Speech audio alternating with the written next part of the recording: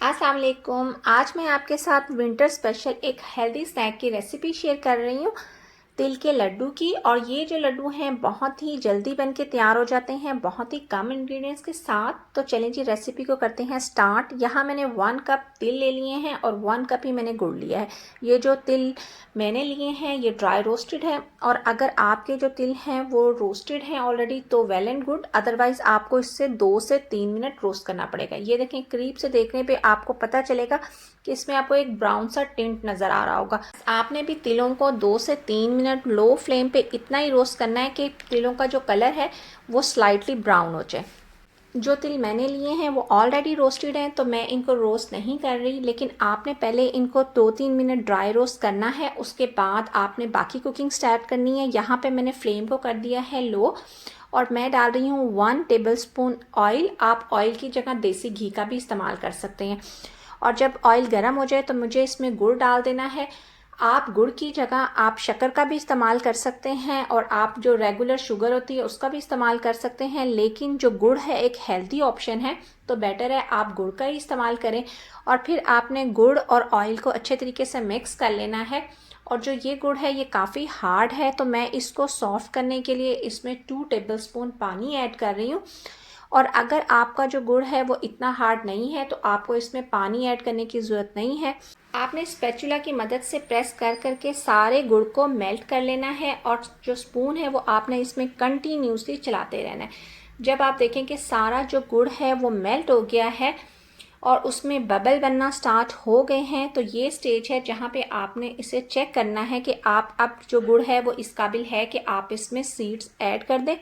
तो उसके लिए आपने क्या करना है, एक प्याली में आपने जो नॉर्मल टैप वाटर ले लेना है और थोड़ा सा जो गुड़ है वो आपने पानी में डाल के देखना है।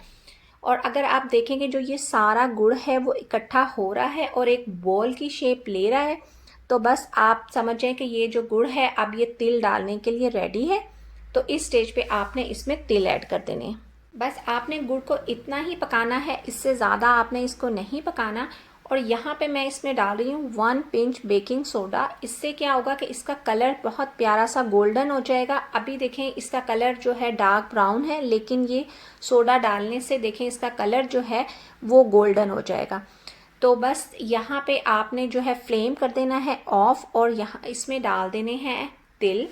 तिल डालने के बाद आपने कर लेना है इसको अच्छे तरीके से मिक्स, और मिक्स करने के बाद आपने इसे ट्रांसफ़र कर देना है किसी और बर्तन में, क्योंकि ये पॉट जो है अभी बहुत गर्म है। और अगर आप इसमें ही रहने देंगे तो ये जो आपका मिक्सचर है ये बहुत ही जल्दी हार्ड हो जाएगा, और हमें इसे हार्ड नहीं करना, क्योंकि अगर ये हार्ड हो गया तो आप इसके बॉल नहीं बना सकेंगे। तो आपने इसे थोड़ा सा रेस्ट देना है कि ये थोड़ा सा जो मिक्सचर है वो कूल डाउन हो जाए। इसके बाद आपने ले लेना है एक बाउल में टैप वाटर, और अपने हाथों को पानी से वेट करने के बाद जितने साइज़ के आपने लड्डू बनाने हैं आपने उतना मटेरियल अपने हाथ में ले लेना है, और इसको दबा दबा के इसके लड्डू बना लेने हैं। तो ये मटेरियल अभी थोड़ा गर्म है तो आपने ये काम ज़रा एहतियात से करना है कि आपके हाथ बर्न ना हो। आपने पानी की जगह ऑयल का इस्तेमाल बिल्कुल नहीं करना, क्योंकि हमने पानी इसलिए लिया ताकि जो ये गुड़ की जो हीट है वो हमारे हाथों को बर्न ना करे। और ऑयल आप इसलिए लेते हैं कि कोई चीज़ जो है वो आपके हाथों को स्टिक ना करे, तो आप पानी को रिप्लेस नहीं कर सकते ऑयल के साथ, आपने पानी ही लेना है। और बस इस तरीके से दबा दबा के आपने जल्दी जल्दी जो है ना वो सारे लड्डू जो हैं वो बना लेने हैं। और ये लड्डू बनाने के बाद जो है आप इसको किसी एयर टाइट कंटेनर में डाल के 1 मंथ तक स्टोर भी कर सकते हैं। जस्ट 10 मिनट में एक हेल्दी स्नैक बन के रेडी है।